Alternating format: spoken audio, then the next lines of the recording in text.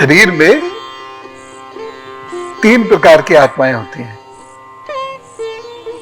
जीवात्मा, प्रेतात्मा, तीसरा जो सूक्ष्म रूप होता है वो आत्मा का सूक्ष्मात्मा। ठीक है, सूक्ष्म रूप। तो ये 3 प्रकार की आत्मा है। जीवात्मा से अर्थ क्या है? गुरुजी, जो हमें चला रही है वो जीवात्मा। ठीक। अब प्रेतात्मा क्या है, कौन बतावेगा? जिसे शरीर प्राप्त ना हुआ हो। नहीं, एग्जैक्ट नहीं है बेबी। राम राम गुरुदेव, वो आत्मा जो शरीर ढूंढ रही हो। हाँ, लगभग पास। मुझे एक, अब लगभग ठीक है सब, लेकिन मुझे एक पर्टिकुलर सेंटेंस चाहिए, लाइक डेफिनेशन। वासना की अपूर्णता। तो जो आत्मा, जो भी आत्मा है या जीवात्मा, जब ये अपनी महत्वाकांक्षाओं में फंस जाती है, जब ये अपनी वासनाओं में फंस जाती है, उससे बाहर नहीं आ पाती, अतृप्त असंतुष्ट रहती है और भटकती है।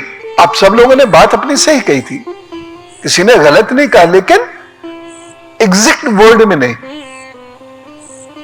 उसको प्रेतात्मा बोलते हैं। अच्छा, तो भूत क्या है?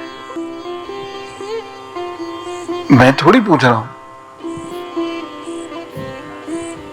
है? नहीं, भूतकाल तो होता है, लेकिन भूत का अर्थ क्या है?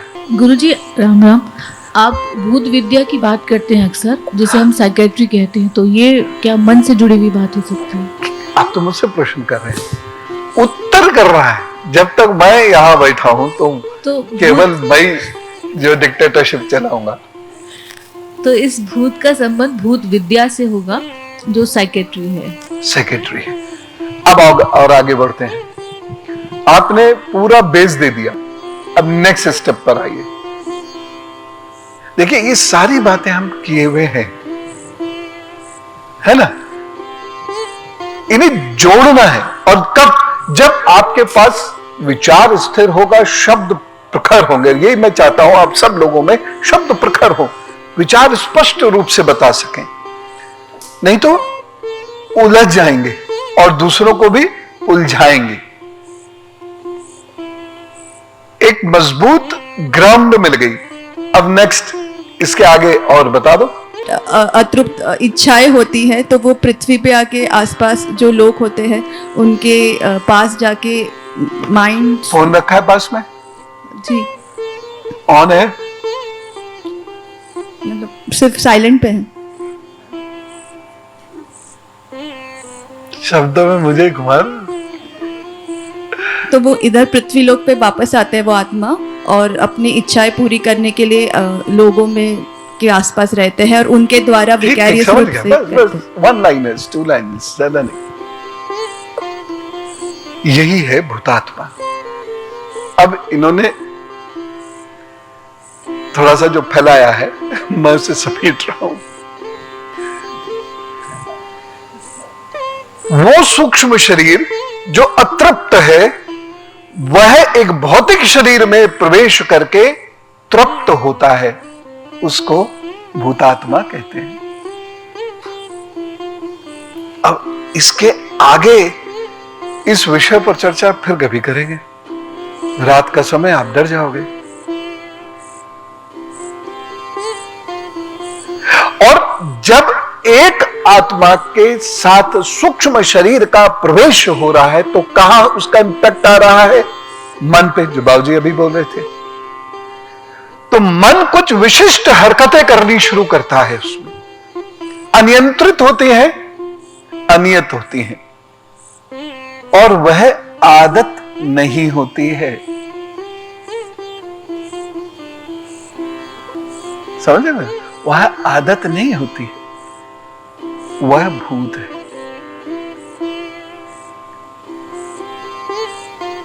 भूत का मतलब कदापि ये नहीं है जो हम सामान्य रूप में लेते हैं। प्रभाव मन पर ही है ना? अनियंत्रित है। अब इसको अलग अलग रूपों में बांटा गया, समय के अनुकूल या समय के अनुसार। जैसे एक भूत बना क्या, ब्रह्म राक्षस।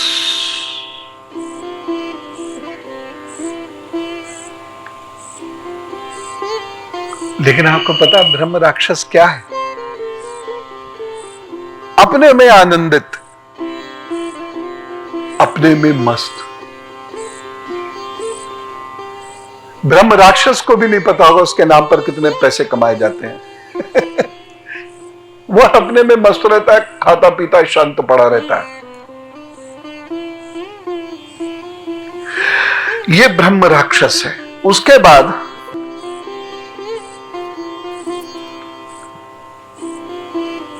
एक डाकिनी होती है, डाकिनी।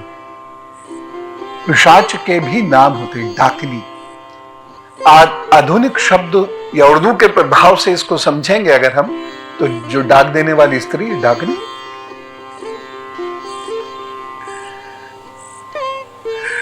लेकिन ये डाकिनी एक्चुअली कौन है? जिस स्त्री को दौरे पड़ते हैं उसको डाकिनी कहते हैं। डाकिनी एक बीमारी है। ये मैं नहीं कह रहा, हमारे शास्त्र कहते हैं डाकिनी एक बीमारी है। हिस्टीरिक दौरे पड़ते हैं। उस समय में उसकी मानसिक स्थिति अवस्था अनियंत्रित होती है। यह डाकिनी है। समझ गए? अब एक शाकिनी भी होती है।